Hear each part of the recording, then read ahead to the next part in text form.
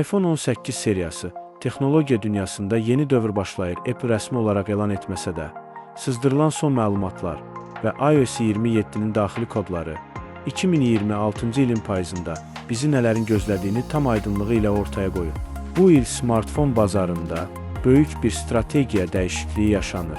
Apple artıq standart modellərdən tamamilə imtina edərək bütün diqqətini və gücünü iPhone 18 Pro və tamamilə yeni iPhone Ultra modellərinə yönəldib. iPhone 18 Pro dizaynda təmizlik və texnoloji sıçrayış, yeni sızdırılan ekran qoruyucuları göstərir ki, istifadəçilərin illərdir gözlədiyi dəyişiklik nəhayət baş verir. iPhone 14 Pro ilə həyatımıza daxil olan Dynamic Island ilk dəfə fiziki olaraq kiçilir.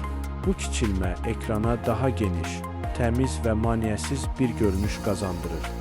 Ekran ölçüləri Pro üçün 6,3 düym, Pro Max üçün isə 6,9 düym olaraq eyni